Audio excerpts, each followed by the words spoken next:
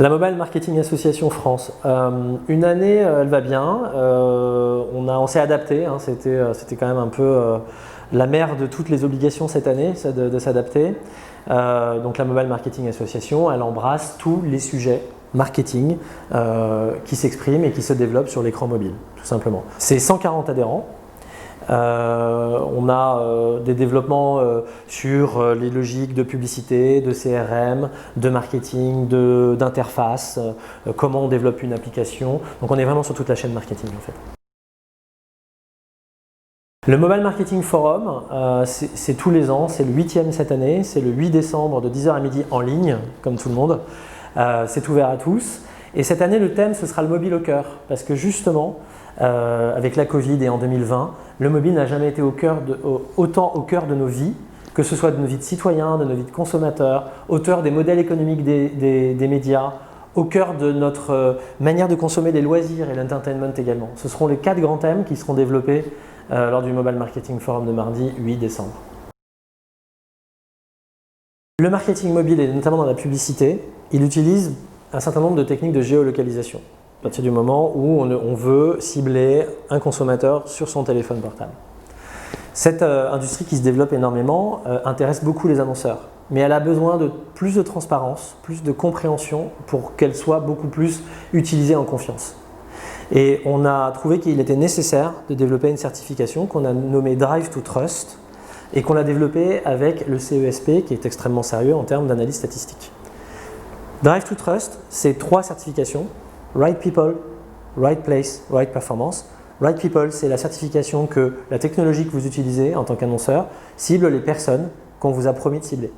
Right Place, c'est la même chose, c'est-à-dire qu'on vérifie qu'on cible la personne à l'endroit qu'on vous a dit qu'on la toucherait. Et enfin, Right Performance, c'est le dernier label qu'on est encore en train de développer, qui va sortir début d'année 2021, c'est la mesure de la performance, vérifier qu'on mesure correctement la performance. Et donc on a besoin de ça, on en est à la 2e vague, on a annoncé les premiers certifiés début septembre, on vient de finaliser la 2e vague d'entreprises qui voulaient être certifiées, on annoncera les résultats normalement début février. Ça prend 3 mois pour être certifié, ça tient 1 an. Et il y a 3 passages de vérification sur l'année. Donc en fait, à partir du moment où on est certifié, on est vérifié 4 fois. La Mobile Marketing Association, c'est une des rares associations qui met à peu près 30% de son budget dans des sujets d'affaires publiques et de lobbying. Parce qu'on a à cœur de travailler et de défendre les intérêts de nos adhérents, qui sont encore une fois pas que de la publicité, sur toute la chaîne marketing. Apple, dans son lancement de iOS 14, modifie en fait la récolte du consentement grâce à leur IDFA qui est en fait leur identifiant publicitaire qui permet à toute une industrie de cibler les consommateurs. On a décidé avec une autre coalition d'autres associations interprofessionnelles telles que l'IAB, le SRI et l'UDECAM de porter plainte contre Apple auprès de l'autorité de la concurrence en France pour position dominante, pour abus de position dominante. Pourquoi? Parce qu'en réalité, derrière un message de défense et de protection de la vie privée de ces consommateurs, de ces clients, c'est en réalité un très beau pare-feu pour en fait accroître leur dominance sur les développeurs d'applications et leur dépendance en fait à Apple. Nous, que Apple mette en place ça dans le sens où on veut protéger la vie privée des consommateurs, nous gêne pas dans le sens où il y aurait un réel respect des règlements et des règles déjà existants en Europe. En Europe, il y a le RGPD qui existe depuis 2 ans et demi, l'ensemble des entreprises ont investi dedans pour être compatibles avec ces normes. D'ailleurs, le mobile et l'industrie du mobile a été l'industrie la plus rapide à s'adapter à ce sujet de compliancy avec ces normes et ces règles. Le RGPD ne concerne pas que la publicité, il y a d'autres secteurs qui sont très en retard, ce qui n'est pas le cas de notre industrie. Aujourd'hui, donc du coup, nous, trouver ces bons équilibres entre développement économique d'entreprises qui développent énormément d'emplois, hein, il y a des chiffres qui sortent qui disent qu'il y a énormément d'emplois créés par l'industrie du mobile en France, et la protection de la vie privée parce qu'on en fait aussi quelque chose d'extrêmement important pour les consommateurs, ça ne nous gêne pas ça. Là où ça nous gêne, c'est quand il y a une sorte de privatisation de la privacy. C'est-à-dire qu'en fait, quand Apple rajoute une couche de récolte de consentement là où il n'y a pas lieu d'être en fait, et vient affaiblir les modèles économiques des développeurs d'applications. Pourquoi? Parce qu'en réalité, forcément, si Apple dit êtes-vous d'accord pour être traqué en utilisant ce terme très anxiogène, 99,9% des gens vont dire non.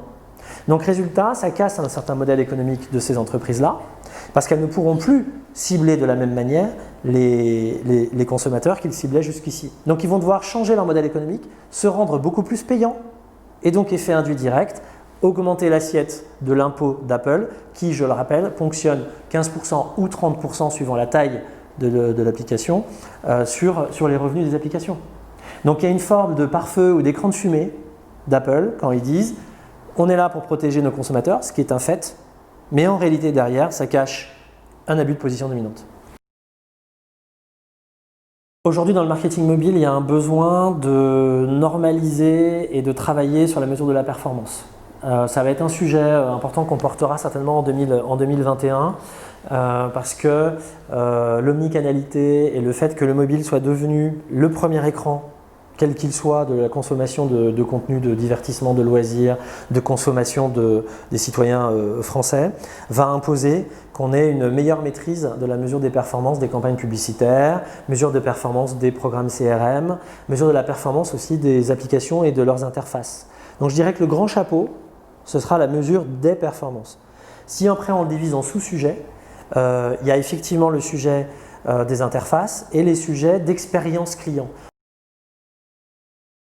Si on prend l'exemple de McDonald's par exemple qui a intégré énormément d'écrans dans leur restaurant, la capacité à commander depuis son téléphone portable, la capacité à même commander sur d'autres marques de livraison, etc. Une intégration de l'écran et de l'écran mobile qui devient non plus mobile first mais mobile only quasiment. Et donc ça va être des sujets en 2021, la mesure de la performance, l'intégration du mobile dans l'expérience client. Et au final, effectivement, il y aura quand même encore un sujet puisqu'on sait que l'industrie publicitaire et le ciblage sont quand même assez attaqués et chahutés, parfois pour des raisons légitimes. Il y aura encore des réflexions sur la place de la publicité dans les modèles économiques au sein du mobile et les formats.